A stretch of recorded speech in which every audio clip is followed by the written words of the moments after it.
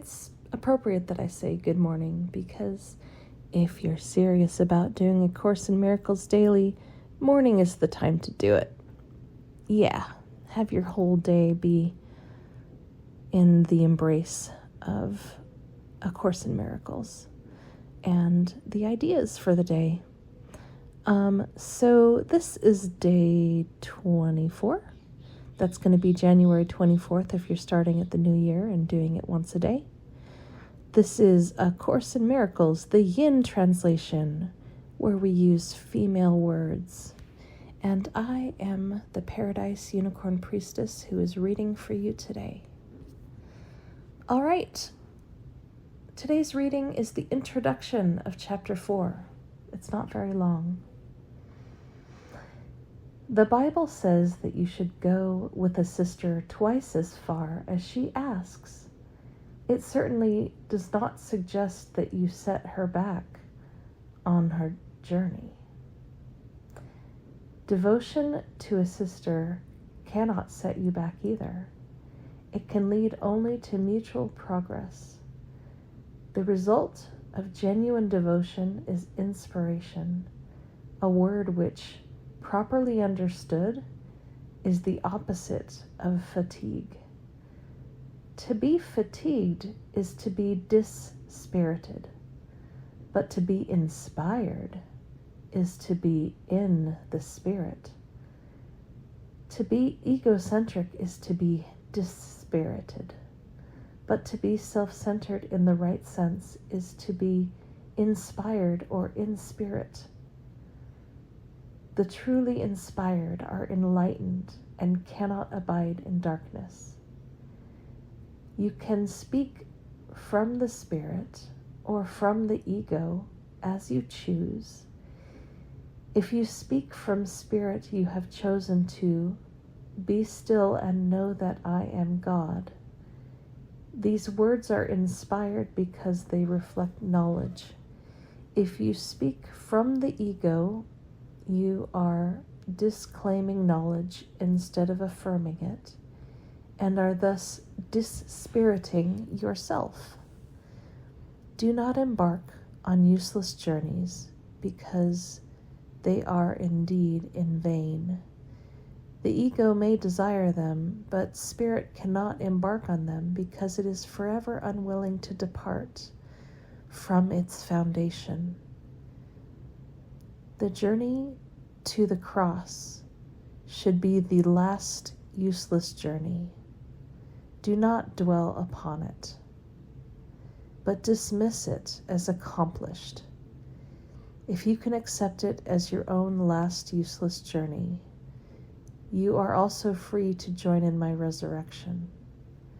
Until you do so, your life is indeed wasted.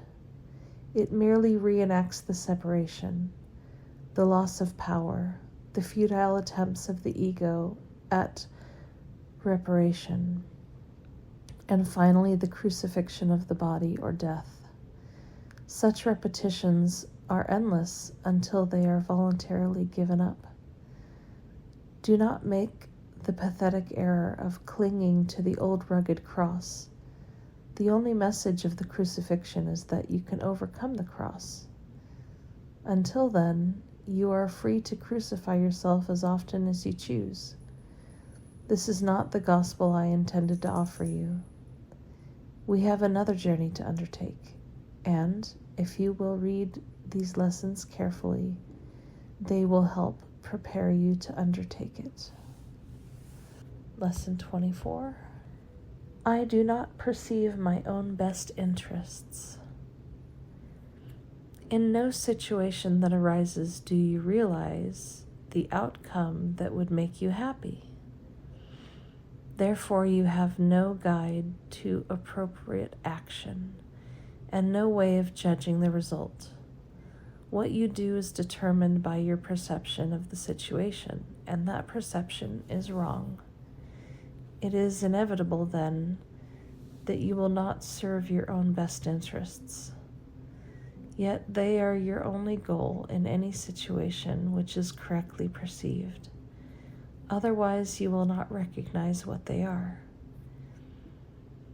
If you realized that you do not perceive your own best interests, you could be taught what they are. But in the presence of your conviction that you do know what they are, you cannot learn. The idea for today is a step toward opening your mind so that learning can begin. The exercises for today require much more honesty than you are accustomed to using. A few subjects, honestly and carefully considered in each of the 5 practice periods which should be undertaken today, will be more helpful than a more cursory examination of a larger number. 2 minutes are suggested for each of the mind-searching periods which the exercises involve. The practice period should begin with repeating today's idea, followed by searching the mind with closed eyes for unresolved situations about which you are currently concerned. The emphasis should be on uncovering the outcome you want. You will quickly realize that you have a number of goals in mind as part of the desired outcome, and also that these goals are on different levels and often conflict. In applying the idea for today, name each situation that occurs to you and then enumerate carefully as many goals as possible that you would like to be met in its resolution. The form of each application should be roughly as follows. In the situation involving blank, I would like blank to happen and blank to happen. And so on. Try to cover as many different kinds of outcomes as may honestly occur to you, even if some of them do not appear to be directly related to the situation, or even to be inherent in it at all. If these exercises are done properly, you will quickly recognize that you are making a large number of demands of the situation which have nothing to do with it. You will also recognize that many of your goals are contradictory, that you have no united outcome in mind, and that you must experience disappointment in connection with some of your goals, however the situation turns out. After covering the list of as many hoped-for goals as possible, for each unresolved situation that crosses your mind, say to yourself, I do not perceive my own best interest in this situation, and go on to the next one. And again, the idea is, I do not perceive my own best interests.